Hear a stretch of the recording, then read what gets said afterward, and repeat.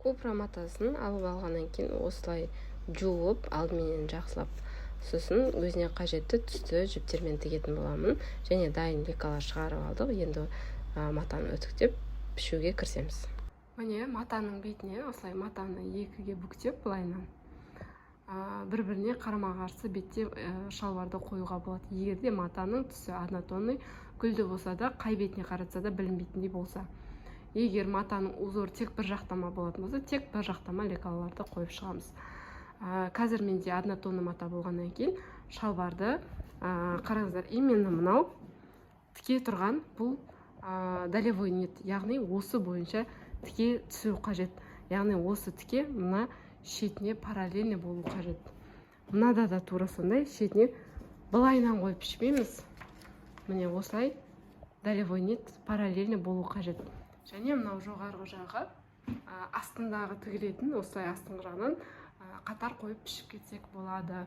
Ары қарай қалған матаға мыналардың барлығын солай қойып пішіп аламыз. Матадан пішкен кезде матаның жиектерін барлығын бір тегіс түзулеп алып, тура осы лекаланың жиегімен бірдей етіп кесіп шығамыз. Өйткені лекаланың өзінің жиегінде тігіске де 1 см қосып берілген.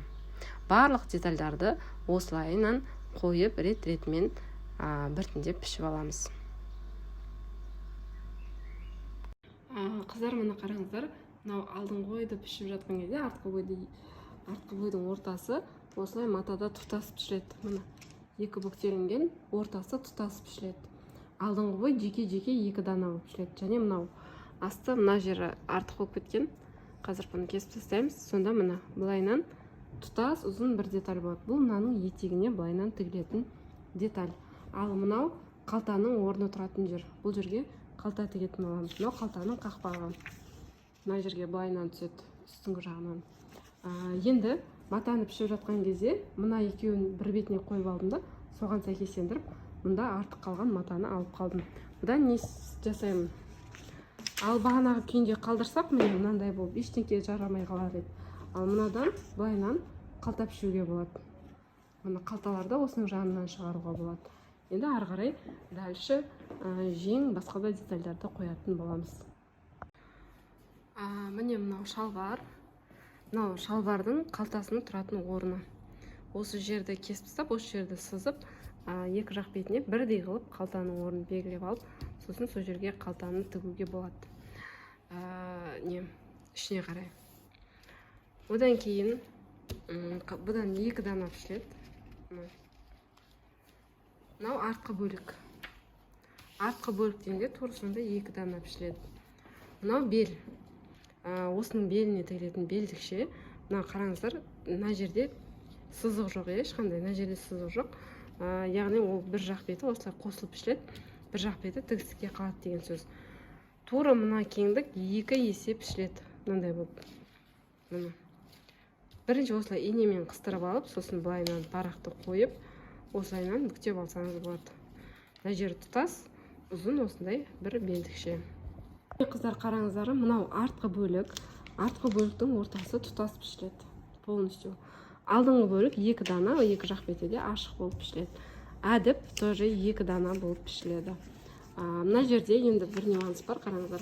Қалтаның орны белгіленген. Осы жерге қалта 2 дана, енді 2 жақ бетіне түседі. Және қалта қақпағы 4 штук болып пішіледі. Бұл бізге былай төбесіне қабатталып тігіледі.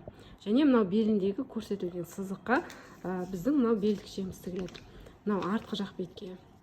Осы жергеден былай артқы жақ бетке, қалғаны сосын былай алдыңғы жақ бетке тігіледі. Мынау әдіп, етек жақ бетіне мынандай тігілетін әдібін тоже пішеміз. Ортасы тұтас болу қажет. Сосын жағы 2 дана болып пішіледі. Тұтасынан мына жерінен бүктеме. Көрдіңіздер ме? Тұтасынан 2 дана болып пішіледі. Және мұнда жең. Сосын мына жерде сызық бар, бұл сызыққа кейін былайынан жеңіміз тігіледі. Сонымен мұнда шалбар толығымен лекалалар дайын. Келесі сабақта тігу жұмыстарына кірісеміз. Ең бірінші қалтасын тігіп алудан бастаймыз. Сосын басқа детальдарды бір-біріне біріктіретін боламыз. Қалтаның мына орындарын түсіріп алу үшін осылай инеменен қыстырып аламыз. инеменен қыстырамыз. Мына жерде де инемен қыстырып аламыз. Сосын тура сол иненің шыққан жерлерімен осылай төртбұрыш етіп сызып қосып, осы аралықтарды белгілеп аламыз. Мына жерде де дәл солай тігілетін жерді белгілейміз. Енді бүкіл инені алып тастап, екінші бетіне матаны былайынан ұру арқылы копировка жасап аламыз екінші бетке. Мынау артқы бөлік. Артқы бөліктің де тура ортасындағы бел тұсына осылай біздің лентамыздың тігілетін орнын белгілеп қойдым.